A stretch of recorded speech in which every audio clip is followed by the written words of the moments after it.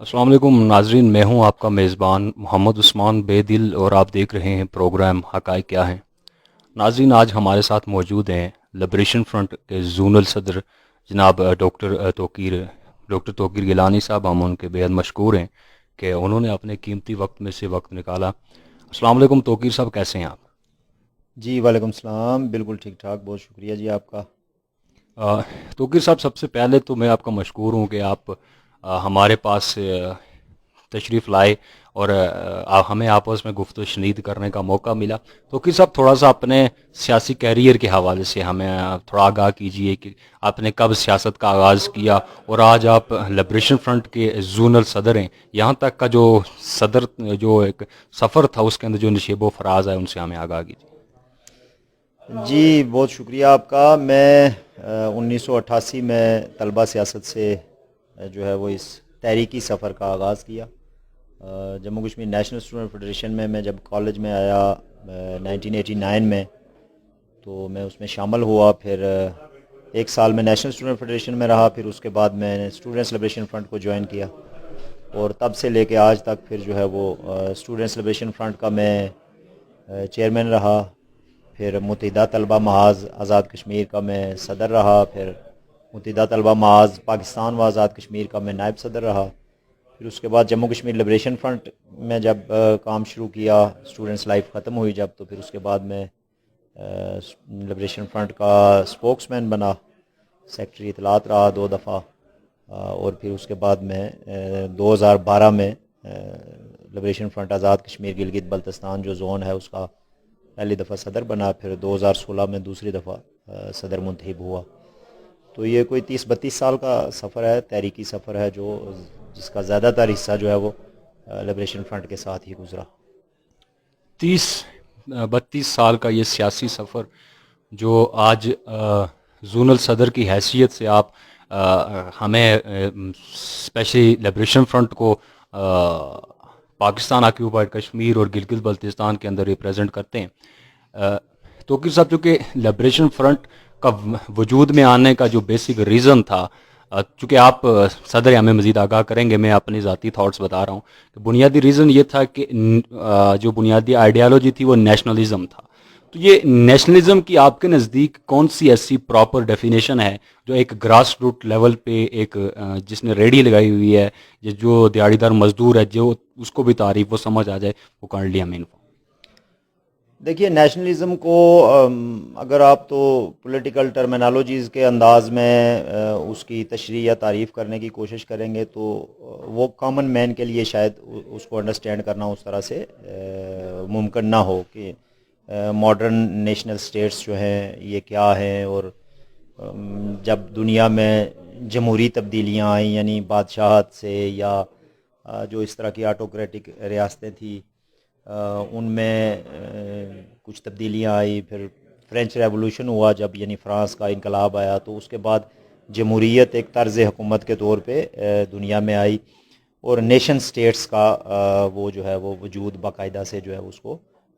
وہ کیا جانے لگا، تسلیم کیا جانے لگا۔ لیکن کامن مین کے لیے نیشنلزم یہ ہے کہ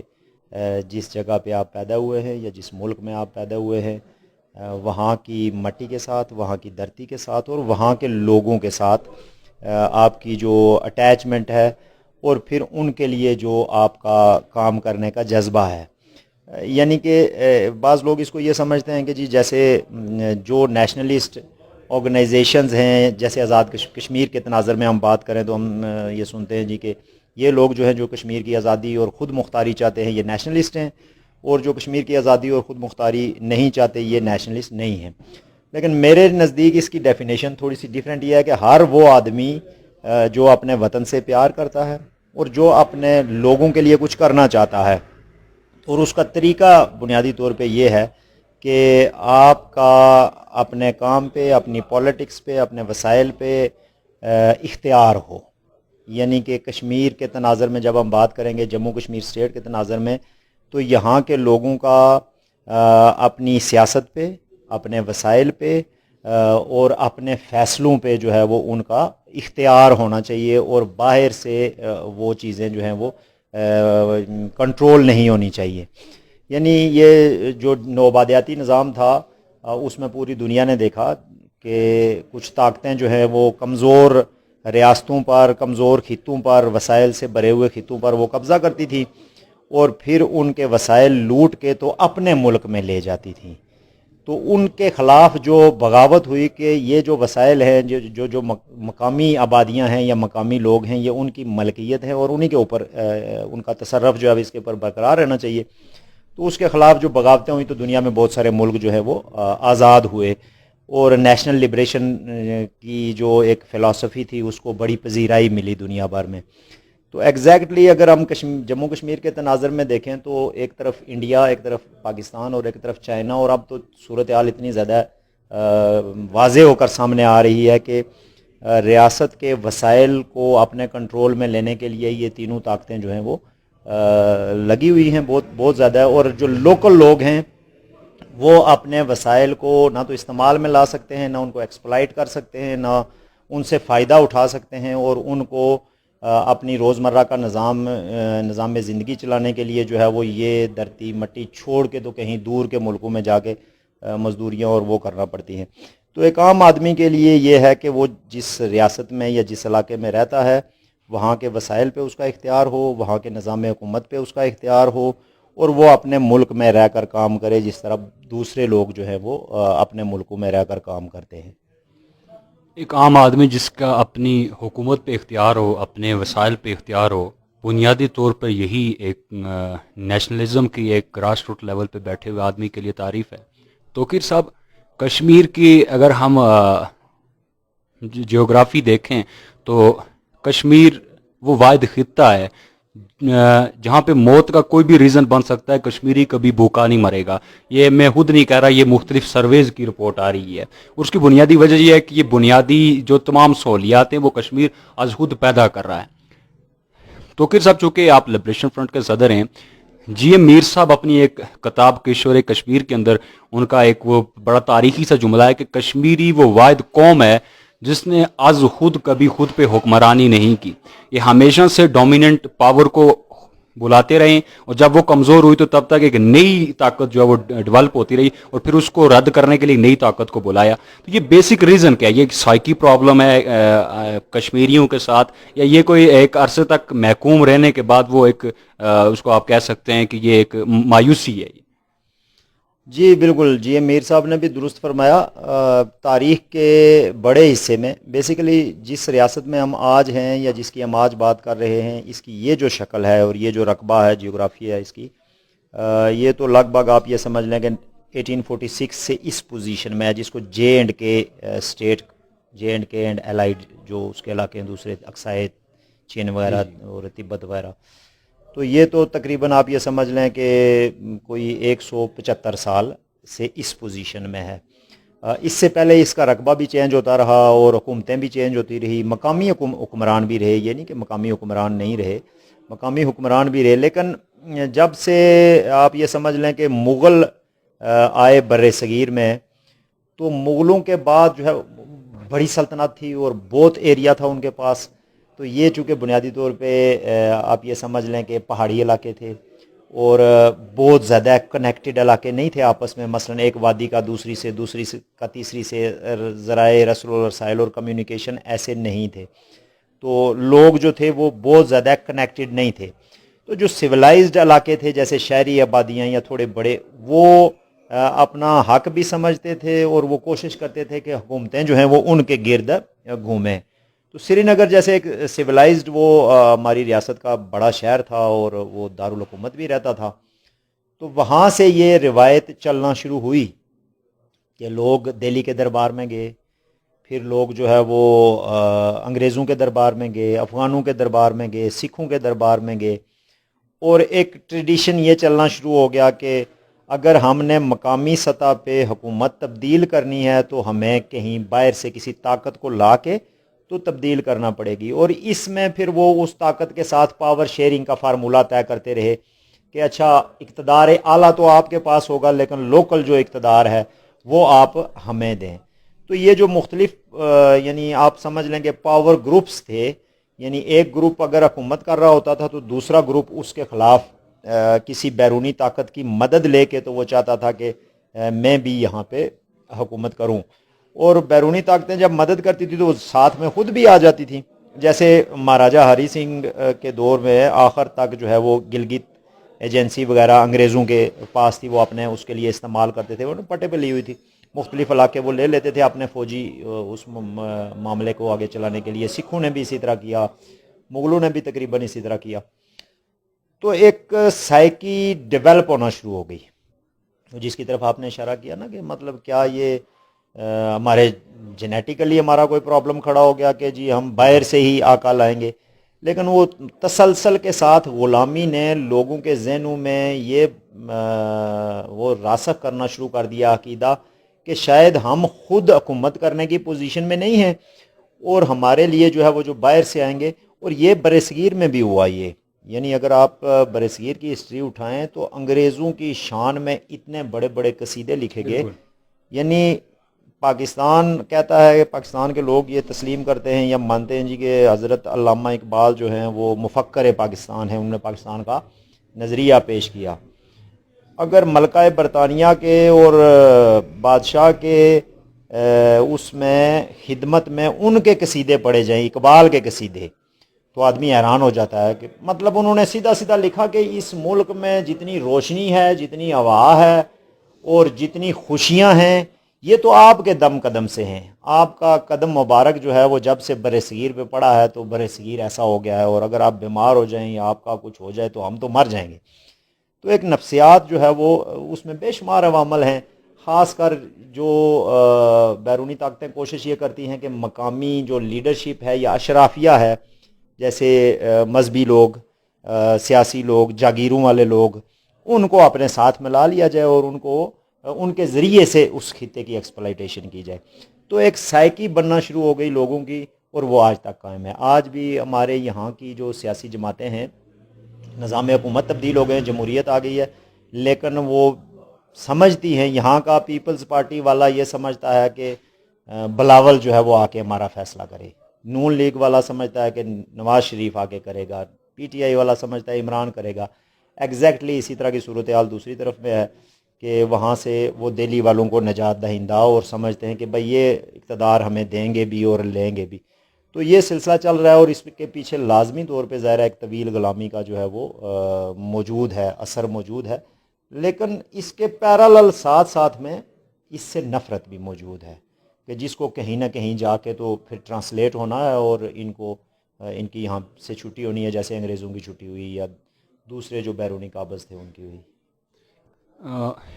توقیر صاحب،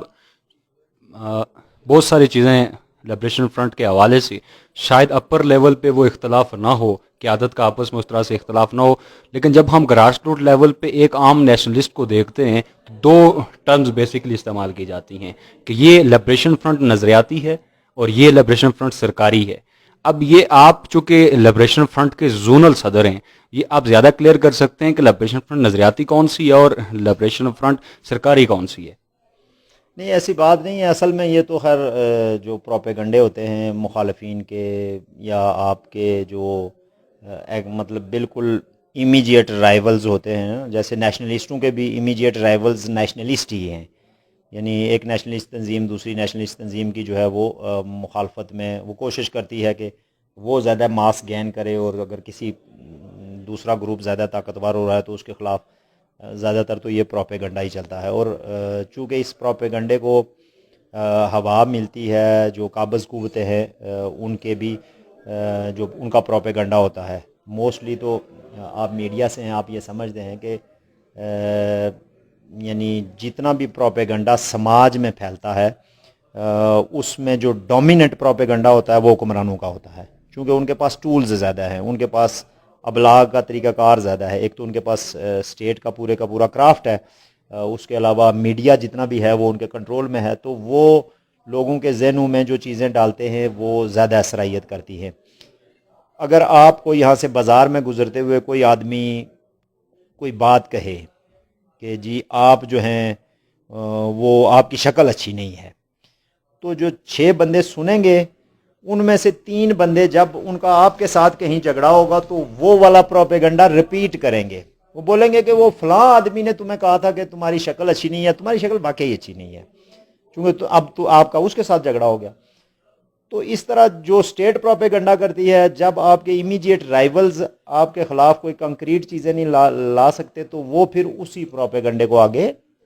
لے کے چلتے ہیں. اچھا جی یہ تو آئی ایس آئی سے ملے ہوئے ہیں, یہ تو را سے ملے ہوئے ہیں, یہ تو امریکہ سے ملے ہوئے ہیں, یہ فلاں سے ملے ہوئے ہیں. پریکٹیکلی ایسا ہے نہیں. نیشنلسٹوں کی کوئی بھی تنظیم کسی کے ایجنڈے پہ کام نہیں کر رہی ہے, لیکن اس چیز کو آپ نظر انداز نہیں کر سکتے کہ جماعتوں کے اندر بہت ساری ایسے لوگ آ جاتے ہیں کہ جو کہیں نہ کہیں سے کسی نہ کسی سطح پہ حکمران طبقے یا قابض قوتوں کے مفادات کے لیے کام کر رہے ہوتے ہیں. اور ایسا بے شمار دفعہ تاریخ میں ہوا ہے, بری پڑی ہے تاریخ جو ہے وہ ان مثالوں سے. آپ اس کو آپ دیکھ لیں, یہ گورباچوف جو تھا, جو رشیا کا صدر تھا, وہ جو ہے وہ امریکن سی آئی اے کا ایجنٹ تھا. یہ بات ثابت ہوئی ہے.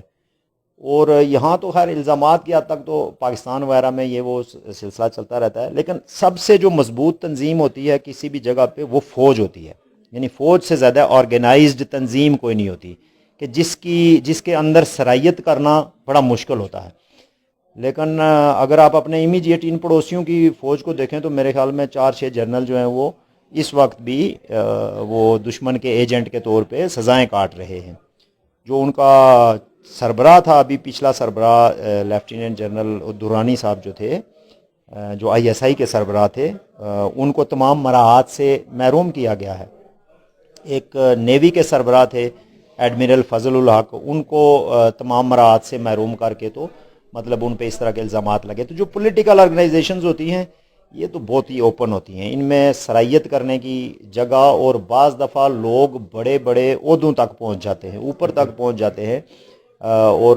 پتہ چلتا ہے رشین انقلاب میں بھی اسی طرح ایک ہوا تھا. ایک مطلب لینن کا بڑا ایک حمایتی تھا, میرے ذہن سے نام نکل رہا ہے, بڑا مشہور نام ہے اس کا. تو وہ بڑا حمایتی تھا لینن کا, اور بڑا آگے آگے بڑھ کے وہ کرتا تھا. اور بعد میں جب انقلاب والا معاملہ ہوا, وہ ایک گروپ کا چیف تھا, تو پتہ چلا جی کہ وہ تو خفیہ پولیس کا بھی سربراہ تھا بیک وقت. تو یعنی کہ اس کو بعد میں جو ہے وہ انہوں نے سزا وغیرہ دی. تو اس طرح جماعتوں کے اندر ایسے لوگ آ جاتے ہیں کہ جو وہ کرتے ہیں. لیکن لبریشن فرنٹ جو ہے وہ ایک میں سمجھتا ہوں کہ ایک قومی آزادی اور جو خود مختار کشمیر کی جو تحریک ہے اس کا سب سے بڑا قافلہ ہے, اور لبریشن فرنٹ کی بے پناہ قربانیاں ہیں. لبریشن فرنٹ کی لیڈرشپ, مطلب اس وقت آپ دیکھ لیں گے یاسین ملک لبریشن فرنٹ کا چیئرمین ہے, تمام کی تمام لیڈرشپ جو ہے وہ باہر بیٹھی ہوئی ہے یا گھروں میں نظر بند ہے, اور وہ جیل میں بیٹھا ہوا ہے. اور اس کے ساتھ وہ سلوک کیا جاتا ہے جو لیڈروں کے ساتھ عام طور پہ حکومتیں نہیں کرتی ہیں. لیڈروں کو کسی نہ کسی حد تک ایک سپیس دی جاتی ہے, لیکن اس کو وہ سپیس بھی نہیں ملتی. تو لبریشن فرنٹ کے ساتھ یہ معاملہ نہیں ہے کہ liberation front as an organisation کوئی سرکاری یا وہ یا فلانے کے ساتھ مل کے یا فلانے. لبریشن فرنٹ کا حجم تھوڑا بڑا ہے جماعت کا, اور اس کا کام کرنے کا طریقہ کار یہ ہے, جو ہمارے قائدین نے جو طریقہ کار اپنایا, کہ ہم کوشش یہ کرتے ہیں کہ قومی لیول پہ اتفاق رائے کا معاملہ پیدا کیا جائے. یعنی اس کوشش میں ہم جو ہیں وہ جتنے الحاق نواز ہیں یا جتنے پرو انڈین لوگ ہیں, ہم ان کو بھی کوشش کرتے ہیں کہ وہ ایک پیج پہ آئیں اور بات کریں, اور یہ کوششیں ہم کرتے رہتے ہیں. ان کوششوں کے تناظر میں بعض دفعہ جو ہے وہ ہمیں ہمارے کچھ دوست جو ہیں وہ یا غلط فہمی کی بنیاد پہ یا مطلب ایک تنظیمی تعصب کی بنیاد پہ وہ اس طرح کی باتیں کرتے ہیں. اچھا جی یہ اگر راجہ فاروق حیدر کے ساتھ بیٹھ کے بات کر رہے ہیں تو اس کا مطلب ہے یہ ملے ہوئے ہیں ان کے ساتھ اور یہ وہ, لیکن ایسا کوئی معاملہ ہے نہیں. توقیر صاحب یہ بتائیے تھوڑا سا, اگر ہم اس کو تفصیل کے اندر جا کے دیکھیں, کشمیر کے معاملے کو کچھ بیسیکلی ڈیوائیڈ کیا گیا. کچھ تنظیمیں آج بھی کشمیر کے اندر متحرک ہے جو کشمیر کو مذہبی مسئلہ قرار دے رہی ہیں. آپ کے نزدیک کیا کشمیر ایک انسانیت کا مسئلہ ہے, کشمیر زمینی مسئلہ ہے, یا کشمیر ایک مذہبی مسئلہ ہے؟ مذہبی مسئلہ تو ہرگز نہیں ہے, اور یہ بالکل یعنی کہ صرف ہیومن رائٹس کا بھی مسئلہ نہیں ہے,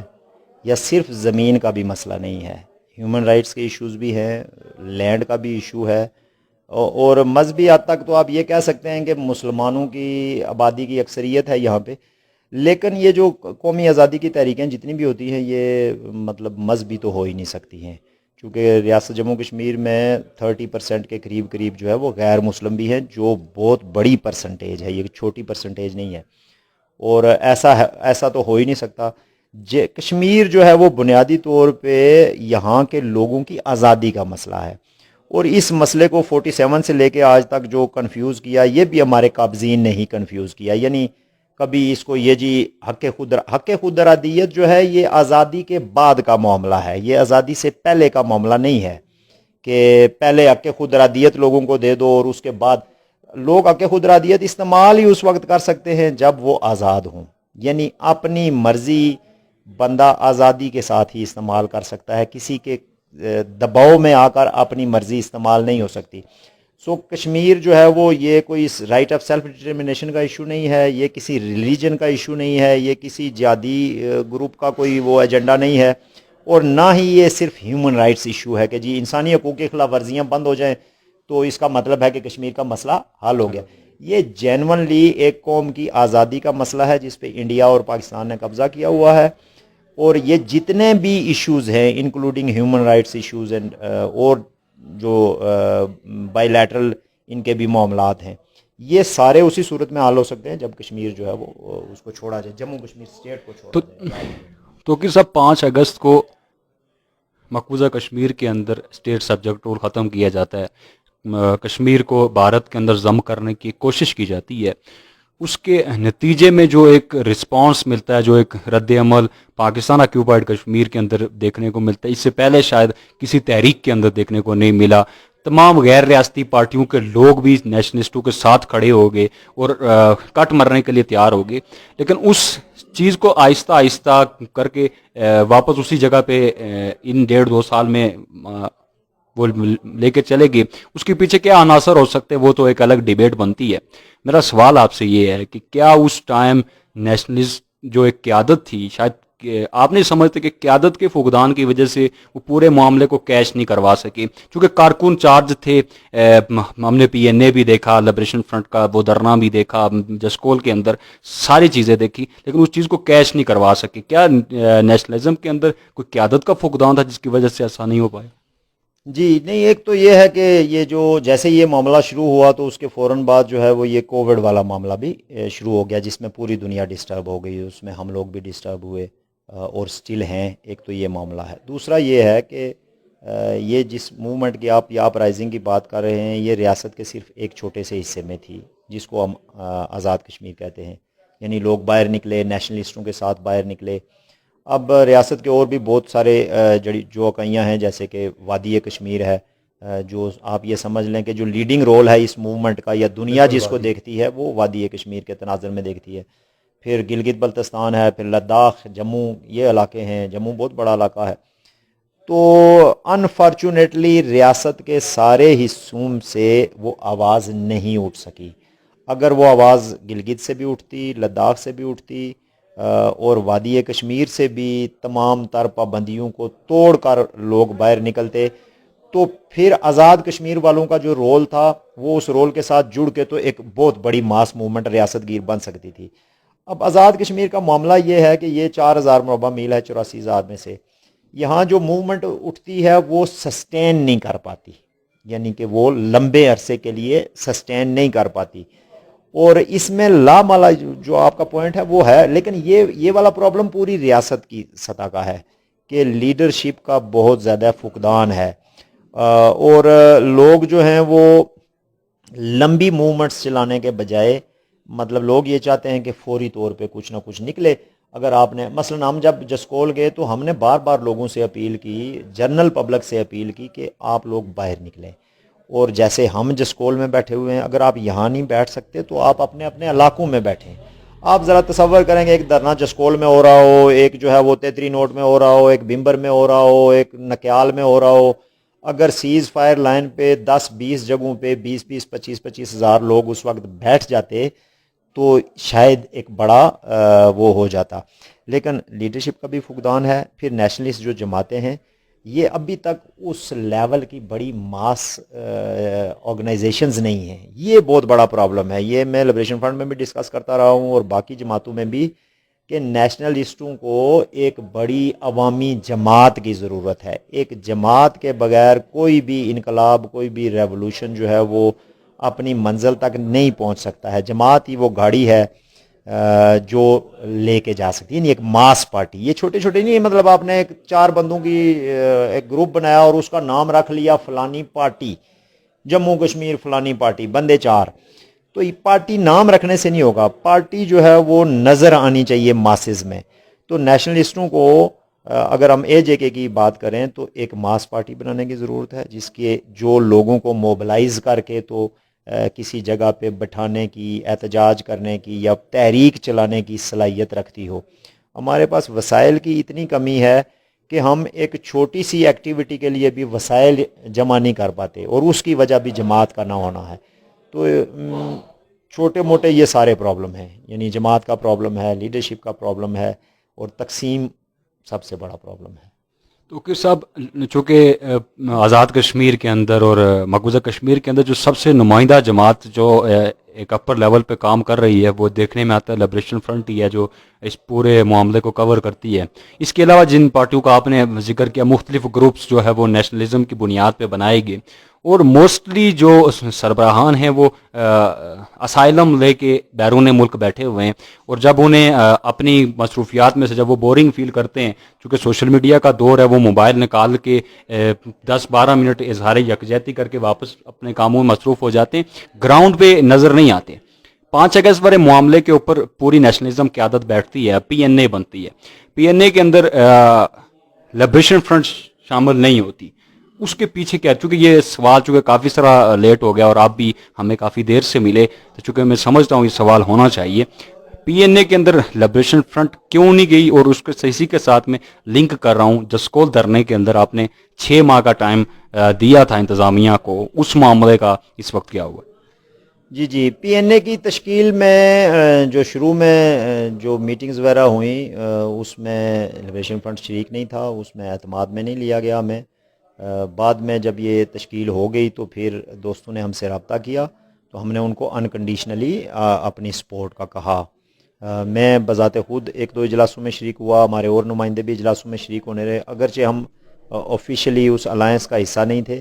لیکن ہم نے ان کو بالکل کلیئرلی کہا کہ ہم ہر لحاظ سے آپ کا جو بھی ڈیسیژن ہے اس میں ساتھ ہیں. لیکن میرے خیال میں ایک تو وہ پری میچور تھا، دوسرا یہ تھا کہ اس میں بہت سارے لوگوں کے لیے کام کرنے کی گنجائش نہیں تھی. وہ اس وجہ سے نہیں تھی، یہ میں نے میٹنگز میں بھی، ان کی میٹنگ میں بھی یہ کہا کہ جو بڑی جماعتیں ہوتی ہیں ان کو اگر آپ یہ سوچیں گے 2-2 3-3 لوگوں کے گروپس جو بنے ہوئے ہیں وہ ڈکٹیٹ کرنا شروع کر دیں اور ان کو بولیں کہ جی چونکہ ہم بھی اس کا حصہ ہیں تو ہمارا بھی ووٹ ہے، تو وہ ہم جو ہے نا جو فیصلہ اکثریت سے ہوگا وہ فیصلہ آگے چلنا چاہیے. تو اس وقت وہ اس دلیل کی کہ جو فیصلہ اکثریت سے ہوگا وہ آگے چلنا چاہیے، اس کی خود ہی نفی کر رہے ہوتے ہیں، اس لیے کہ جن سے وہ بات کر رہے ہوتے ہیں وہ اکثریتی جماعتیں ہوتی ہیں، ان کے پاس لوگ ہوتے ہیں، جبکہ آپ کے پاس لوگ ہی نہیں ہوتے. تو اس طرح سے وہ جو معاملہ ہے، اور پھر وہ عہدوں کی لڑائی الائنس میں، اور یہ وہ اور پھر اس کا جو ایجنڈا جو ہم نے دیکھا مختلف میٹنگز میں، تو وہ بھی بہت زیادہ ڈائیورس تھا. جو حالات اس وقت ہمارے سامنے تھے وہ تقریباً ایک نکاتی ایجنڈے کی طرف چیزوں کو لے کے جانا تھا. تو بعد میں ہمارے خدشات جو ہیں وہ درست ثابت ہوئے کہ پی این اے اس طرح سے وہ آگے اپنے آپ کو کیری آن نہیں کر سکا. لیکن اس کے باوجود بھی جتنی بھی نیشنلسٹ جماعتیں ہیں، جتنے لوگ ہیں، کسی الائنس یا اس کے بغیر، لبریشن فرنٹ نے ہمیشہ یہ بات کی ہے، جب سے میں صدر ہوں تو میں نے تو خیر ہمیشہ اسی موقف کا وہ کیا ہے یادہ کہ یہ ہم سارے لوگ ایک ہی پیج پر ہیں اور اکٹھے ہیں، ایک ہی جدوجہد ہے. تو اگر کوئی بھی کسی موومنٹ کی شکل میں آگے نکلتا ہے تو ہم بحیثیت جماعت اس کے ساتھ ہیں، ہم اس کی مخالفت کبھی کسی صورت نہیں کریں گے. ایک تو یہ ہے. جہاں تک جسکول والا معاملہ ہے، اس معاملے کو بیسیکلی انٹرپریٹ جو ہے وہ جس طریقے سے کیا گیا، ہمارے مخالفین نے زیادہ تر، اور مخالفین بھی کون تھے؟ مخالفین پاکستان کی ایجنسیز تھیں، چونکہ ان کو یہ پتہ تھا کہ یہ مطالبہ کیا لے کے جا رہے ہیں. اگرچہ ہم سیز فائر لائن کی طرف جا رہے تھے اور انڈیا کے اقدامات کے خلاف ہم وہ بول رہے تھے، لیکن ہم اس مسئلے کو یونائٹڈ نیشنز کو اور سیکیورٹی کونسل جس کی ریزولوشنز تھیں ان کو ہم نے ٹارگٹ کیا ہوا تھا. ہمارے تمام بینرز اور جھنڈے اور اس مارچ کا پورا جو ہمارا پروگرام تھا وہ یہ تھا کہ یونائٹڈ نیشن اپنا کردار ادا کرے، وہ یہاں پہ آئے، یہاں سے فوجیں نکلیں، یہاں یونائٹڈ نیشن کی پیس کیپنگ ٹروپس آئیں انیشلی، اور پھر ریاست کو متحد کر کے وہ دوبارہ سے جو ہے وہ یہاں کے لوگوں کو آپس میں جوڑ کے تو پھر جو بھی طریقہ کار آگے ایوالو ہوتا ہے اس کو لے کے آگے چلا جائے۔ اب جب ہم وہاں پہ گئے تو ہمیں اے جے کے کی جو پولیس تھی پہلے اس نے رکاوٹیں لگائیں اور وہ روڈیں ووڈیں بند کی اور آگے وہ کھڑے تھے، اس کے بعد پاکستان کی آرمی تھی، اس کے بعد انڈیا کی آرمی تھی۔ اب پریکٹیکلی ہمارے لیے وہاں پہ سین یہ کریٹ کیا گیا کہ ہم آزاد کشمیر پولیس کے ساتھ ٹکرا جائیں۔ اب آزاد کشمیر پولیس کے ساتھ ٹکرانے کا کوئی مقصد نہیں تھا، اس لیے کہ ہم بھی کشمیری تھے، وہ بھی کشمیری تھے، وہ بھی اتنے ہی گریوڈ تھے جتنے ہم تھے، سارے لوگ غم زدہ تھے۔ اب وہاں سے اگر ہم ان کو مار کے یا وہ ہمیں مار کے تو کوئی صورتحال کریٹ کرتے تو اس کے بعد آگے پھر پاکستان آرمی کے ساتھ تو وہ ساری کی ساری موومنٹ جو تھی اس کا جو مین مقصد تھا وہ ضائع ہوتا۔ تو ہم نے ڈیسائیڈ یہ کیا کہ ہم یہاں پہ بیٹھیں گے اور ہم دھرنا دیں گے اور ہم عالمی برادری کی توجہ دلوائیں گے، جس میں ہم بڑی حد تک کامیاب ہوئے۔ پھر جب ہم وہاں پہ بیٹھے تو پھر اے جے کے گورنمنٹ اور بہت سارے لوگوں کی طرف سے یہ پریشر آہستہ آہستہ ڈیولپ ہونا شروع ہوا جی کہ اس دھرنے کو ختم کیا جائے۔ یونائٹڈ نیشن چونکہ پہلے دن سے ہی ہم نے ان کو آن بورڈ رکھا ہوا تھا، تو یونائٹڈ نیشن کی طرف سے بھی یہ اپیل آنا شروع ہوئی کہ جس جگہ پہ آپ لوگ بیٹھے ہوئے ہیں یہ خطرناک جگہ ہے، یہاں پہ کوئی ہیومن کرائسس پیدا ہو سکتا ہے، اگر فائرنگ ہو گئی یا کچھ ہو گیا تو بہت سارے لوگ مارے جائیں گے۔ وہ لوکیشن بھی اس طرح کی تھی، تو آپ اس کو کوشش کریں کہ آپ اپنا پیغام دے کے پرامن طور پہ تو آپ اس کو ختم کریں۔ تو پھر ہم نے یہ مطالبہ رکھا کہ اگر یونائٹڈ نیشن کے لوگ آ کے ہم سے براہ راست بات کریں، جو بھی ہمارے مطالبات ہیں ہم ان کے براہ راست دینا چاہتے ہیں، ہم کسی ایجنسی کے تھرو، کسی حکومت کے تھرو ان تک نہیں رکھنا چاہتے، یعنی پاکستان کے تھرو یا آزاد کشمیر کی گورنمنٹ کے تھرو ہم اپنے مطالبات نہیں پہنچانا چاہ رہے، ہم خود پہنچائیں گے۔ تو اس پہ یہ ایگریمنٹ ہوا۔ پھر یونائٹڈ نیشن کے لوگ جو ہیں وہ اسلام آباد سے آئے، ہم ان سے ملنے گئے۔ ہم نے پرائم منسٹر آزاد کشمیر کو بھی ساتھ رکھا تھا کہ وہ بھی آن بورڈ رہے کہ بھائی کیا معاملہ ہونے جا رہا ہے۔ اس میں آزاد کشمیر کے اسپیکر صاحب بھی تشریف لائے۔ پھر ہمارا جو وفد تھا وہاں اس وفد کے ساتھ ہم ملے، ہم نے اپنے تمام مطالبات وربلی بھی اور ریٹن بھی ان تک پہنچائے اور یہ گارنٹی کیا کہ وہ اسی وقت امیجیٹلی یونائٹڈ نیشن کے سیکرٹری جنرل کے آفس میں وہ پہنچیں، وہ پہنچائے گئے اسی وقت ہماری موجودگی میں۔ ہم نے خود بھی ہم تسلسل کے ساتھ یونائٹڈ نیشن کے ساتھ اس میں تھے۔ وہ جو 6 مہینے والا معاملہ ہے وہ معاملہ یہ تھا کہ ہم نے اس اپنے مطالبات میں یونائٹڈ نیشن کو یہ لکھا کہ اگر آپ نے کشمیریوں کے مطالبات پر توجہ نہ دی اور اپنا کردار ادا کرنے کی کوشش نہ کی تو ہم یہ اقدام دوبارہ اٹھا سکتے ہیں،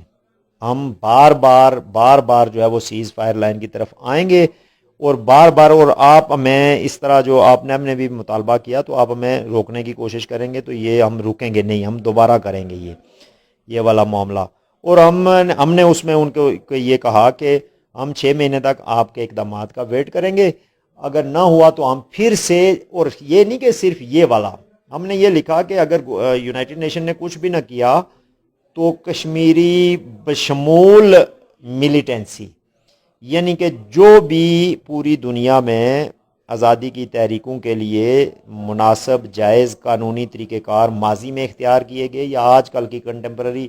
اس میں ورلڈ میں اختیار کیے جاتے ہیں، ہم بھی وہ اختیار کرنے میں حق بجانب ہوں گے۔ پھر اس کے بعد خیر فوری طور پہ یہ ہوا کہ وہ جتنی بھی چیزیں تھیں ان پہ تھوڑی تیزی دکھائی گئی۔ یونائٹڈ نیشن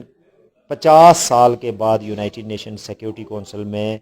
3 دفعہ مسئلہ ایجنڈے پہ آیا، یعنی 72 کے بعد 2019 کے اس اقدام تک ایک دفعہ بھی یونائٹڈ نیشن کی سیکیورٹی کونسل میں مسئلہ کشمیر زیر بحث نہیں آیا تھا۔ وہ زیر بحث آیا، یونائٹڈ نیشن کے سیکرٹری جنرل نے ریگولر انڈیا پہ پریشر ڈالنا شروع کیا، ثالثی کی پیشکشیں کرنا شروع کی، امریکہ کے پریزیڈنٹ نے 2-3 دفعہ ثالثی کی پیشکش کی، ٹرکی والوں نے کی، سعودیہ والوں نے کی۔ سو ایک مطلب جس ماحول کو ہم کریٹ کرنا چاہ رہے تھے وہ ماحول کریٹ ہوا، اور پھر ہم نے جو ٹارگٹ سیٹ کیے تھے ایز این آرگنائزیشن بھی کہ ہم یہ چیزوں کو آگے لے کر چلیں گے، مارچ میں پوری دنیا بند ہونا شروع ہو گئی۔ آپ کو یاد ہوگا کہ جیسے ہی مارچ میں لاک ڈاؤن لگا تو کشمیریوں کا پہلا رسپانس کیا تھا کہ لاک ڈاؤن کیا ہوتا ہے یہ دنیا کو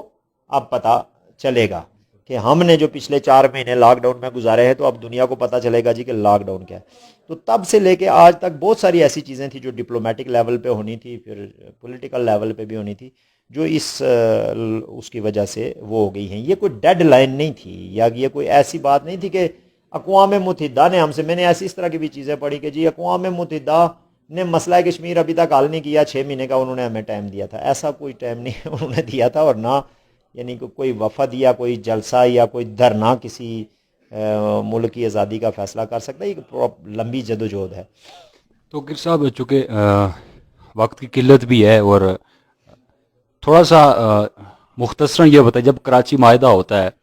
48-49 میں، تو اس کے اندر جو کشمیر کی جانب سے جو 2 لوگ دستخط کرتے ہیں، جس میں سردار ابراہیم خان اور چودھری غلام عباس، اور اس کے علاوہ پاکستان کی جانب سے عبوری وزیر خارجہ صاحب جو ہے وہ اس معاہدے کے اوپر سائن کرتے ہیں۔ 18 آرٹیکلز پہ وہ مشتمل معاہدہ ہے، جس کو 3 ڈویژن کے اندر تقسیم کیا گیا۔ میرا جو آپ سے سوال ہے، اس کے اندر 3 فریق تھے، 3 فریقوں میں حکومت آزاد کشمیر، حکومت پاکستان اور سب سے بڑی جماعت مسلم کانفرنس، یہ 3 فریق تھے۔ اب یہ بتائیے کہ مسلم کانفرنس کا اس آزادی کے اندر کس حد تک رول رہا ہے، اور کیا ہم آنے والے وقتوں میں لبریشن فرنٹ اور باقی جو نیشنلسٹ تنظیمیں ہیں انہیں مسلم کانفرنس کے ساتھ بھی دیکھیں گے؟ جی، پہلی بات یہ ہے نا جی کہ مسلم کانفرنس کا تحریک آزادی کے ساتھ کوئی تعلق نہیں ہے، یہ بات لوگوں کو سمجھ میں آنی چاہیے۔ مسلم کانفرنس ریاست جموں کشمیر کی جو آزادی ہے اس کے خلاف ہی کام کرنے کے لیے اس کو بنایا گیا تھا۔ پارٹی جو تھی، جو جماعت تھی، وہ نیشنل کانفرنس تھی۔ اب نیشنل کانفرنس جو تھی وہ ریاست کی خود مختاری کی حامی تھی، اور مہاراجہ کشمیر جو تھا وہ بھی ریاست کی خود مختاری کا حامی تھا۔ اب پاکستان کے جو مفادات تھے یعنی ریاست کے اندر اس وقت 47 میں جب پاکستان بنا، تو پاکستان نے کوشش یہ کی کہ جو علاقے مجھے ملے ہمارے ساتھ شامل ہو جائے۔ دونوں ملک یہ کوشش کر رہے تھے۔ اب پاکستان کی نظر جو تھی وہ جوناگڑھ اور حیدرآباد اور کشمیر پہ اس طرح تھی کہ جوناگڑھ اور حیدرآباد کے حکمران مسلمان تھے اور کشمیر کی آبادی کی اکثریت مسلمان تھی۔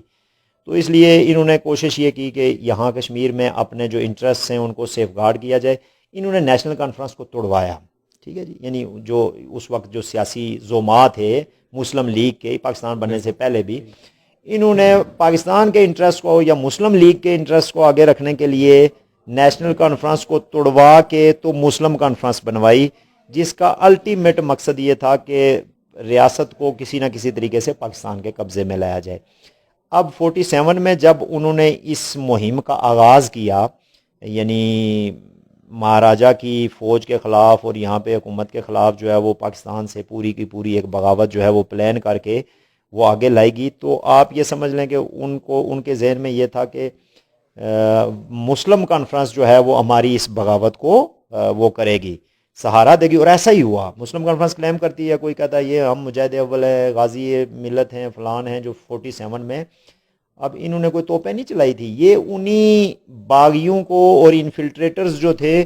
ان کا یہاں پہ یہ ان کے پناہ دینے والے تھے، یعنی وہ جو قبائلی آئے اور پھر ساتھ میں یہاں کی پاپولیشن کو، مسلم پاپولیشن کو لے کے جو سب کنٹیننٹ میں انڈیا ہندو مسلم فساد چل رہا تھا اس کو استعمال کرتے ہوئے، تو مسلم کانفرنس جو تھی وہ بیسیکلی ریاست کو توڑنے، ریاست کو دولاخت کرنے اور ریاست کے حکمران اور اکثریتی جماعت کی رائے کے خلاف